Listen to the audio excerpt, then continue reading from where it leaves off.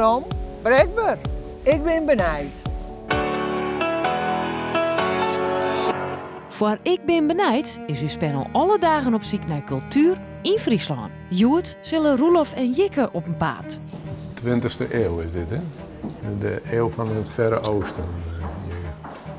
Ja, ik vind de kleuren een beetje flats, maar verder vind ik het wel heel verrassend. Die onderste, dat zou misschien in het interieur kunnen.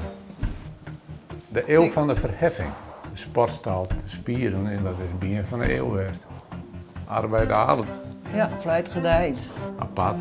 Ik denk net meer dat wij dit door de morgen doen. Als er uit de erfenis komt, dan leuk. Maar ik ken hem morgen naar het museum.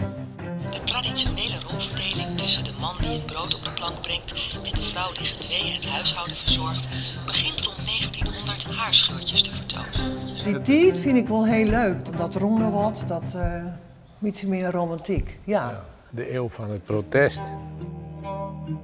Het is al je aardewerk, hè? Oh ja? Ja. Nee, toch. Ja, dat is Dit dan net. Dat is die aardewerk. Moet ik de krijgen villen dan? Ja, maar dat mooi net. Flower power. Bruin en oranje muren. Nou, daar ben ik maar begonnen tot getrouwd. Treinkaping, kernoorlog. Toen lag ik het eerst. Die woonde in een huis en dan heb ik even naar de televisie en weer de maanlanding. Ja. Herinnering. De caravan op zich is nog wat ouder dan wij hier. Maar ja, zo ben ik begonnen met zo'n caravantje. Ja. Ik vond het heel verrassend. Alle tijdsbestekken ben ons voorbij gegaan. Ik net dacht ik heel in de pandjes en potten en skaaltjes verwachten, maar dit is Dit zeker niet. een mooi overzicht van de tijd.